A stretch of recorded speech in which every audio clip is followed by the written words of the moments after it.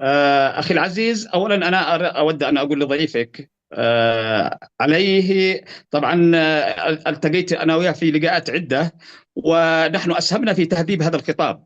يعني كان خطابه مختلف تماما، وهو يدرك، وعليه ان يعود الى كثير اللقاءات الذي على الاقل بيني انا واياه وبين كثير زملاء اخرين. ولهذا أنا أرى احتراما لذاته أن يعتذر لكل مستمعيه، لأنه كان يتوعدنا بالجحيم الذي سيأتي به ترامب، وأن بايدن ضعيف وهزيل وكذا، وأن ترامب سيأتي ليخوض حربا ويدمر إيران باعتبارها هي الناضب لفكرة المشروع، وأنه سيأتي ليقضي على اليمن ويدمر وكذا. لكنها اليوم يمتلك خطابا مختلفا، وهذا بفضل كل النتائج التي حققناها في واقع الميدان. أمريكا لم تكن في المنطقة من أجل الحرب، لا، أنت واهم في ذلك يا سيد. أمريكا ما أتت إلا لتخوض حروبا دمرت في واقع هذه الأمة، دمرت الشعب العراقي وقتلت مئات الآلاف إن لم يكن يتجاوز المليون شهيد، دمرت في أفغانستان وقتلت مئات الآلاف، دمرت في سوريا، دمرت في اليمن. الحرب كمان أن الفاعل في الإبادة الجماعية في فلسطين، الفاعل فيها هو الأمريكي، هو الذي يسلح وهو الذي يغطي وهو الذي يحمي الكيان، وهو الذي يقدم له أحدث ما لدى هذا الكيان من أسلحة ليبيد الأطفال والنساء والشيوخ. الجرم الأمريكي غير مسبوق. لكن أقول لك شيء واحد، نحن اليوم في واقع مختلف. نحن نؤكد اليوم حتى بالإجابة على السؤال الذي طرحه الأستاذ حسام، كانت أمريكا في المنطقة تخطط نصر بلا حرب. نحن نقول اليوم احنا قودنا الأمريكي إلى حرب بلا نصر. اليوم الأمريكي أينما وقف التحديات تتعاظم أمامه، ونحن خير شاهد على ذلك. ونحن نقدم معطى للأمة نقول لها أن هذا الهيمنة التي كانت يحكم بها الأمريكي العالم، نحن اليوم لا نعطيها قيمة ولا أثر لها في واقع الصراع. بالعكس، نحن اليوم غيرنا هذا المعادلة، وجعلنا الأمريكي اليوم يخضع لخيارتنا ويتخلى عن أهم حليف له في المنطقة، بل الكيان الذي أنشأه. ما هو موقفنا نحن كيمنيين من قضية إخراج غزة؟ أقول لك والله لو تعطوا أمريكا بديلا عن غزة ما قبلنا. أنت بأي منطق أنت تأتي اليوم لتقول يخرج الفلسطينيون من أرضهم؟ بأي منطق؟ بحجة أنك دمرت. يعني اليوم أنت تتكلم عن دمار غزة، ذلك شاهد على إجرامكم، ذلك شاهد على وحشيتكم، على انتفاء إنسانيتكم. اليوم العالم يتكلم عن كل هذا القبح الذي نراه، والقبح الأمريكي الذي يدعمه ويغطيه ويقف إلى جنبه. واليوم يأتي من يتكلم وأنت مستشار رئاسي تتكلم أن ترامب يعتبر أن غزة ستكون ملك له. أي قانون هذا؟ أي إنسانية تتكلم عنها؟ يا أخي على الأقل بالبعد الإنساني بس عليك أن تحترم دماء الشهداء في غزة. اليوم ذكريات أديم الشهداء. لو أعطيتنا كل أمريكا أمام ذرة تراب في فلسطين، والله ما قبل الفلسطيني أن ولا بذرة تراب من غزة. أين أنتم ذاهبون؟ هذا الوهم الذي تتصوروه سنسقطه. اليمن اليوم هو يمثل الأمة في عزتها، في كرامتها، في جهادها، في ثباتها على الموقف. صحيح نحن نمر بمراحل ضعف كأمة، لكننا نؤكد من أننا قادرون على أن ننتصر. سننتصر كما فرضنا خياراتنا عليك، سنفرض خيارات أكبر عليك أيضا بأن توقف التسليح. سيأتي وقت وأنا أؤكد لك مثلما قبلت بخيارنا أن تتوقف عن دعم الكيان وعن إسناده، سنفرض عليك أن شكرا. أي استخدام للسلاح الأمريكي مستقبلا في الإبادة سنجعل الأمريكي داخلا في المواجهة، وسنذهب إلى خيارات أوسع ربما لا يحتمل الأمريكي على الإطلاق.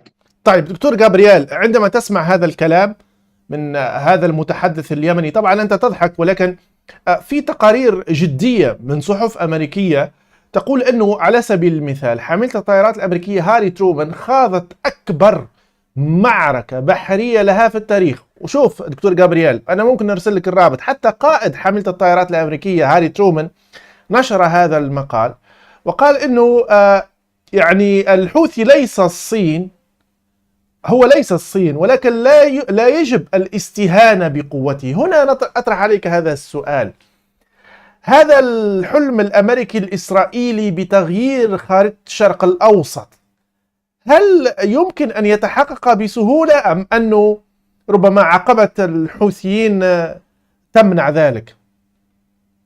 ولا شك بأن الحوثيين لهم قدرات عسكرية هائلة، وتبين في الضربات الأخيرة التي قامت بها الطائرات الأمريكية بأنها قصفت أكثر من 1100 موقع في اليمن، وتسببت بإضرار هائلة. ولكن ما هي النتيجة؟ يعني قتل الناس وضرب المواقع ليست كافية لحل المشكلة. ما نريد نحن هو الحل السياسي للمشكلة، واتجاه الرئيس ترامب في الوقت الحاضر يبدو بأنه يميل إلى حل سياسي مع إيران.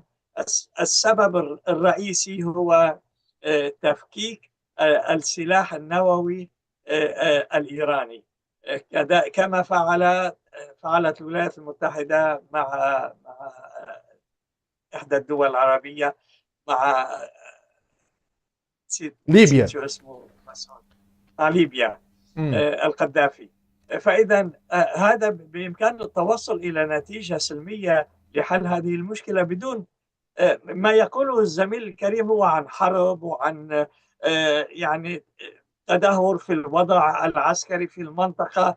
أمريكا مش موجودة في المنطقة لتحارب اليمنيين، ولكنها تدعم. هي طبعا حملت طائراتها حاربت بها اليمنيين وهي تدعم إسرائيل، وهنا المشكل دكتور جابرييل، لأنه بالنسبة للقضية الفلسطينية ربما عدم حلها سيجعل المنطقة دائما في عدم استقرار. المشكل أن أمريكا تدعم إسرائيل بالقنابل وبالطائرات، وهي التي تشن هذه الحروب، وأمريكا جاءت داعمة لإسرائيل. وأنت تقول الآن أن ترامب يريد الحل السلمي. هل الحل السلمي في دعم إسرائيل القيام بإبادة غزة مثلا؟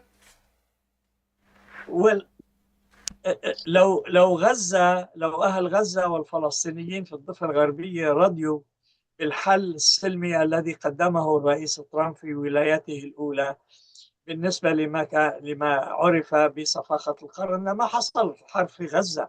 الرئيس ترامب يعتبر غزة من أجمل مناطق دول العالم، ولا يريد أن يكون هناك حربا في غزة. يعني مهتم في الوقت الحاضر بمليوني شخص عايشين في غزة. يقول بأن لأسباب إنسانية عليهم أن يتركوا غزة في الوقت الحاضر، لأنه يعتبر بأن غزة مدمرة بالكامل، لا في مي، لا في كهرباء، لا في شوارع، لا في بيوت. فإذا ما السبب العيش في غزة في الوقت الحاضر؟ أهل غزة ذاتهم يطلبون من العالم بإخلائهم، يعني يشيلون من غزة ويحطوهم بأماكن آمنة. والرئيس ترامب يقترح بأن ينزحوا إلى دول أخرى مثل مصر، مثل الأردن، مثل بقية الدول العربية، لأنه غزة في الوقت الحاضر لا يمكن العيش فيها.